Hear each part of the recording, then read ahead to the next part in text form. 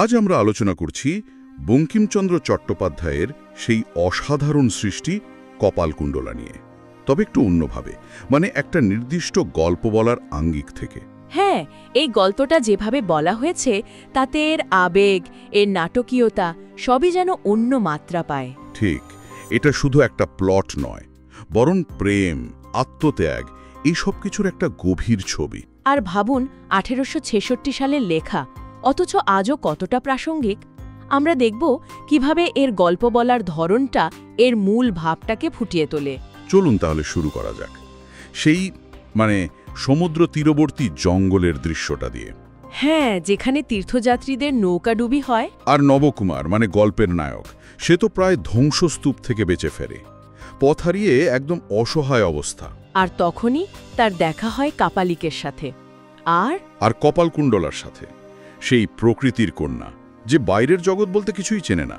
এই প্রথম দেখা হওয়ার ব্যাপারটা কিন্তু খুব গুরুত্বপূর্ণ।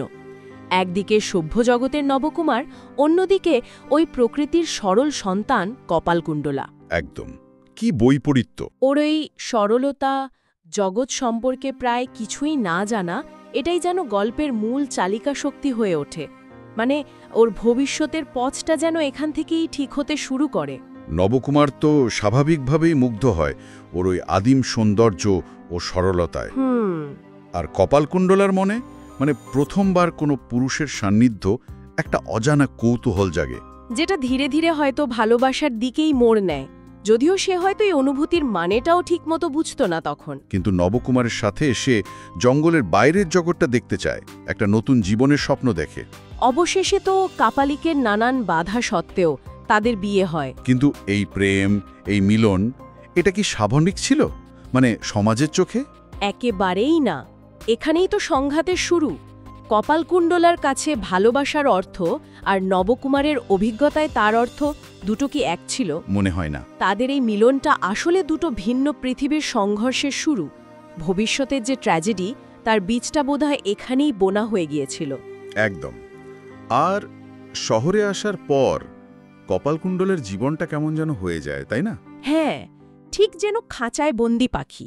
সমাজের নিয়মকানুন, আচার ব্যবহার, এসবের সাথে সে কিছুতেই মানিয়ে নিতে পারে না। তার যে সহজ স্বাভাবিক আচরণ, সেটাই অন্যদের চোখে সমাজের চোখে কেমন অদ্ভুত ঠেকে, অস্বাভাবিক, দৃষ্টিকুটুও বটে। আর ঠিক এই সময়েই আবার ফিরে আসে পদ্মাবতী, নবকুমারের আগের পরিচিতা।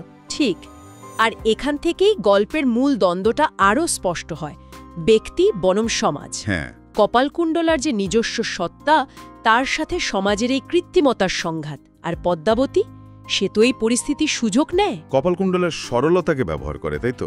একদম। সে নবকুমারের মনে সন্দেহ তৈরি করে, দ্বিধা তৈরি করে, তাদের সম্পর্কের মধ্যে একটা গভীর ফাটল ধরিয়ে দেয়। নবকুমারও যেন দোটানায় পড়ে যায়। হ্যাঁ, একদিকে কপালকুণ্ডলের প্রতি সেই প্রথম টান, অন্যদিকে সমাজ, পুরনো সম্পর্ক।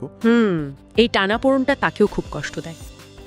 কপালকুণ্ডলা, সে যখন নবকুমারের চোখে সেই অবহেলা, সেই দ্বিধা দেখতে পায়, তার মনটা তো ভেঙে যায়। তার ভেতরে যন্ত্রণাটা সত্যি খুব স্পষ্টভাবে ফুটে উঠেছে গল্পে। সে বুঝতে পারে এই শহুরি জীবন, এই মেকি সম্পর্ক, এটা তার জন্য নয়। সে মুক্তি চায়। অবশেষে সে ফিরে যায় সেই নদীর ধারে, জঙ্গলের কাছে, যেখানে তার শুরু। আর সেখানেই তার শেষ সিদ্ধান্ত, নদীতে ঝাঁপ। এটা কি শুধু ট্র্যাজেডি বলবো, নাকি একরকম মুক্তি? সেটাই প্রশ্ন। তার কাছে ভালোবাসাটা তো একটা যুদ্ধের মতোই ছিল, একদিকে সমাজ, অন্যদিকে নিজের আত্মাকে বাঁচিয়ে রাখার লড়াই। তার শেষ কাজটা কি সেই যুদ্ধেরই একটা চরম পরিণতি? হয়তো তাই, এক অর্থে মুক্তিও তো বটে। তাহলে এই গল্পটা শুধু প্রেম বা বিরহের নয়, বরং ভালোবাসার এক জটিল রূপ, যেখানে সামাজিক চাপ আর ব্যক্তির স্বাধীনতার লড়াইটা খুব প্রকট। ঠিক। কিন্তু একটা প্রশ্ন থেকেই যায়, নবকুমারের ভালোবাসা কি কপালকুণ্ডলার মতো একজনের জন্য যথেষ্ট ছিল? সে কি পেরেছিল ওকে সত্যি সত্যি বুঝতে? এটা একটা বড় প্রশ্ন। আর এই আলোচনা শেষে আরেকটা ভাবনাও যোগ করা যেতে পারে, যেটির বাইরে কপালকুণ্ডলার গল্পটা কি আসলে আমাদের নিজেদের সত্তাটাকে, আমাদের ভেতরের আমিটাকে বাঁচিয়ে রাখার যে চিরন্তন চেষ্টা, সেটা নিয়ে কিছু বলে? যখন চারপাশের সমাজ আমাদের সেই আসল সত্তাটাকে অস্বীকার করে। হ্যাঁ, যখন আমাদের বদলে ফেলতে চায়, তখন কপালকুণ্ডলার সেই লড়াই, তার সেই পরিণতি আজকের দিনে দাঁড়িয়েও কি তার কোনো প্রাসঙ্গিকতা খুঁজে পাওয়া যায়? এটা ভাবনার বিষয়।